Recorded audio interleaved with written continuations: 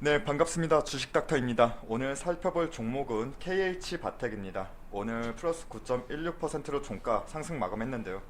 많은 분들이 말씀 주시는 게 지금도 고점인데 팔아야 하지 않느냐 하시는데, 단기로 보신다면은 뭐 더 끌고 가지 마시고 단기로 보신다면 익절 청산하는 게 맞죠. 근데 주식 투자는 결국 철저히 개인의 주관과 판단이니까 뭐 단기로 보신다면은 그럴 수도 있겠지만, 저는 종목의 차트에 집중하기보다 업황에 집중하겠습니다. 그리고 KH바텍은 저는 내려올 때마다 조금씩 모아갈 생각이고, 일회일비하지 않고 길게 농사 짓는다는 생각으로 가지고 가기에는 매우 괜찮은 종목이라고 생각합니다.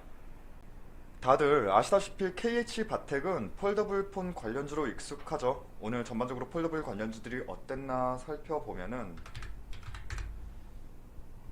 오늘 많이 올랐죠. 특히나 파이테크닉스 많이 올랐어요. 그리고 그 두 번째가 KH바텍인데, 오늘 이런 뉴스가 나왔죠. 한번 살펴보면은, 네, 삼성 디스플레이에서 폴더블 생산 연말까지 월 100만 대로 확대한다. 그래서 소재 부품 협력사 확대 주목한다. 이러면서 이런 기사가 있는데, 뭐 네이버나 이런 데 검색해 보시면 충분히 나오는 입장이고요. 그래서 오늘 장도 좋았지만 이 폴더블 폰 업황의 기대감, 흐름도 매우 좋았습니다. 일단은 이건 닫고, 그럼 오늘 KH바텍 누가 들어왔는지도 한번 짧게 볼게요. 네, 외인도 들어와줬고 기관도 지금 4거래일 연속 들어와줬고, 보면 뭐 투신 기관기죠. 연기금, 기타 법인에서도 지금 4거래일 연속 들어와줬고, 대략 이런 흐름이네요. 일단 보통 기관의 흐름을 추종하는 편인데, 저는 한번 매매 방향을 잡으면 그 추이를 쉽게 꺾진 않는 흐름을 보이는 게 기관의 특징이라고 보입니다. 그러면 KH바텍 오늘은 상승했는데 앞으로 어떻게 진행될 것이냐, 이게 여러분들 가장 궁금하실 텐데, 저는 포인트만 잡고 살펴볼게요. 그리고 공시가 작년에 뭐 나왔다고 해서 그 부분만 한번 짧게 보고 갈게요. 일단 공시 내용 영업 정지, 이 공시 때문에 조금 질문 주신 것 같은데, 이것만 보시면은 이거 큰 문제 있는 거 아니야? 라고 말씀 주셨는데, 정리하면은 종속회사는 정리하고 수익선 우리 개선하려고 한다, 이 내용이고요. 그리고 실제로도 지금 KH바텍 같은 경우에는 중국 법인보다 베트남 법인의 생산량이 더 늘어나고 있습니다. 그래서 이거 영업 정지라고 해서 이렇게 공시가 이렇게 떴는데 큰 의미를 부여하지는 않아도 될 사항이라고 보고 있고요. 그리고 이제 인도 법인까지 설립을 했습니다. 그러니까 중국 시장의 인건비나 주요 고객사가 좀 떨어져 나가는 것은 조금 문제겠지만, 어쨌든 뭐 중국 시장에 더 이상 묶이지 않겠다, 이런 내용이고요. 네, 다시 KH바텍에 대해 질문 주신 것들을 한번 다시 모아보면은 딱 이 세 가지 정도로 보여요. 그래서 하나씩 순차적으로 보자면은, KH 지금 구간은? 이라는 질문에 대해서는 저는 현 구간 충분히 고점이라고 볼 수도 있습니다. 그리고 작년 PER 수치 대비해 본다면 다소 과도하게 지금 조금 높은 PER로도 평가받을 수 있어요. 하지만 저는 개인적으로 현 구간 이 종목, 그리고 이 업황, 폴더블 쪽 이쪽 업황의 성장성에 주목한다면은 충분히 지금 구간도 매력적인 구간이다라고 말씀을 드립니다. 일단 차트로만 본다면 아래로 19,000원, 19,000원의 지지라인 확고히 자리 잡고 있고요. 오늘 캔들로만 본다면 어제 음봉 캔들 몸통을 장악해 주면서 상승 추락은 여전히 잔존한다라고 말씀드립니다. 그리고 일단 최근에는 시장의 영향을 매우 많이 받죠. 악재라고 할 만한 이벤트만 없다면 오늘 상승분 중에 뭐 내일 중이라도 단기 차익 물량 소화로 잠깐 빠질 수는 있겠지만, 단기적으로는 23,000원까지는 무난하게 도달할 것으로 보입니다. 하지만 제가 겨우 이 정도로 단기 목표 잡으려고 매력적인 구간이라 말씀드린 건 아니고요. 저는 조금 더 긴 호흡으로 이 종목을 보고 있는데, 중장기 투자를 하면은 보통 50% 이상의 기대 수익을 바라보지 않습니까? 작년 조금 더 멀리 볼게요. 작년 9월과 같은 상승 파동이 시작되는 시점부터 본다면 현 구간도 대략 이쪽부터 본다면 대략 현 구간도 120% 조금 넘게 상승을 보인 위치예요. 현재도. 그래서 이 종목 최근에 얼마 전에 26,600원까지 최고가 찍은 다음에 신고가죠. 이때 기준으로 찍은 다음에 이 부분도 지금 고점 아니냐, 고점이다, 고평가되어 있다 이렇게들 지금 말씀이 많은데 저는 올해 2020년도도 이 상승 흐름은 이어갈 수 있다고 봅니다. 누군가는 이 종목 더 이상은 올라갈 수 없다, 고평가다 이렇게 말들이 있는데 주식은 어떻게 보면 철저히 주관적인 영역이잖아요. 정답이 없고. 그래서 보통 이렇게 월봉으로 한번 볼까요?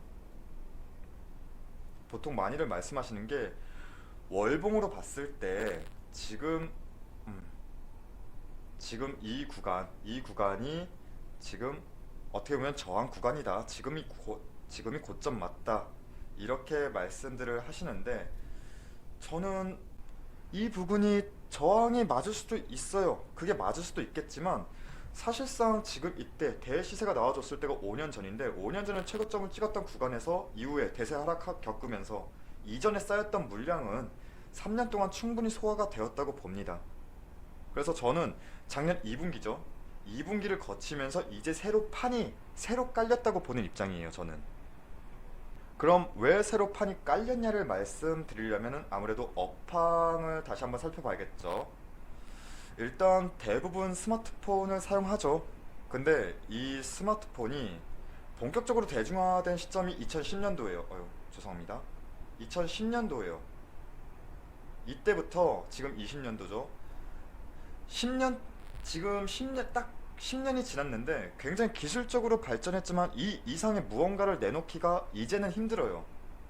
기존에 삼성전자와 애플의 양강 구도에서 중국의 화웨이까지 경쟁이 심화되는 이 상황에서 모바일 기기 산업계에서 이 위치를 유지하려면 삼성전자도 뭔가 변화가 필요해요. 혁신이 필요해요. 그래서 삼성전자는 모바일 기기 분야에서 폴더블에 초점을 맞추기 시작한 거예요. 여러분 쉽게 생각하세요. 전 세계적으로 휴대폰의 수요는 주기적으로 있을 수밖에 없습니다. 주기적으로. 우리만 하더라도 보통 2년 주기로 휴대폰을 바꿉니다. 하지만 지금보다 무언가 달라진 것이 있어야만 우리도 비싼 값을 지불하고 구매를 해요. 달라진 게 없다면 굳이 우리 비싼 브랜드 필요 없이 싼 거 삽니다. 일단 단순하게 버전만 바뀐 게 아니라 새로움이 필요한 것이고 그 새로움이 예전 스마트폰의 등장처럼 새로운 휴대폰의 대세로 자리 잡을 수 있다. 거기에 폴더블폰 업황을 보시면 되겠습니다. 그리고 저는 개인적으로 폴더블 이 액정 화면이 접해진다는 것은 단순히 휴대폰에만 국한된 것이 아니라 TV나 뭐 다른 전자기기로의 확장성 이 부분도 갖고 있다는 거에 주목할 필요가 있겠습니다. 그럼 다시 KH 바텍으로 돌아와서 앞으로의 매매 관점이 무엇이냐를 살펴보면은 저는 앞서도 폴더블 시장의 성장성이랑 이 기술력은 다양한 기기로의 확장성을 가질 것이라 말씀드렸고요. 이는 당연히 업황으로만 볼 때 중장기로 가져가기에 결코 나쁘지 않다라고 말씀드려요. 보통 초창기 버전보다 여러 시행착오가 개선된 후속 버전부터 대세가 시작되는 경우가 많은데 올해 하반기에 갤럭시 폴드 2가 나올 예정이라고 하죠. 다시 KH 바텍만 살펴본다면 정리를 한번 해보면 저는 첫 번째가 뭐가 있을까? 삼성전자와의 관계에 주목할 필요도 있어요. 일단은 삼성전자가 폴더블 폰 시장을 선점해 나가려는 전략하에 기술 유출을 피하기 위해서 당분간은 이쪽 폴더블 폰 관련된 부품 업체와 단독 공급 계약을 맺었어요. KH 바텍도 마찬가지고요. 그러면 또 두 번째가 뭐가 있을까요? 저는 두 번째로 보고 있는 게 국내에 경쟁 업체가 없다. 사실 없는 건 아니고요. KH 바텍은 힌지 업체예요. 힌지가 뭔진 아실 거예요. KH 바텍을 관심 가지고 본다면 폴더블 폰이 이렇게 접힌다고 봐요. 여기 접해지는 연결 구조, 이쪽 부분을 힌지라고 하는데 예전에는 이런 힌지 업체가 많았다고 하는데 딱히 수요가 없다 보니까 버티다가 어쩌다가 KH 바텍만 남았다, 뭐 우스갯소리로 이렇게도 나오는데 어쨌든 독점입니다. 그래서 국내 시장에서는 딱히 경쟁할 업체가 없다. 이게 또 하나의 메리트고요. 또 마지막으로 본다면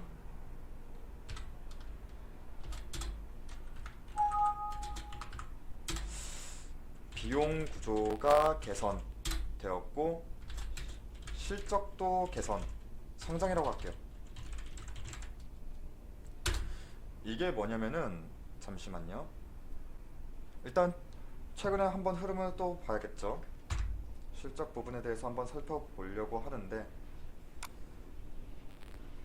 자, 아직 실적이 나오진 않았지만 일단은 4분기, 작년 연결 기준으로 본다면은 흑자 전환이 예상된다고 하죠. 지금 3년 동안 쭉쭉쭉 계속 실적 적자였지만 흑자로 전환이 된다. 일단은 시장의 예상 컨센은 이렇습니다. 그리고 실제로도 컨센을 뭐 상회하는 어닝 서프라이즈는 나오진 않겠지만 일단은 흑자 전환이 될 것임은 분명하다고 보이고요.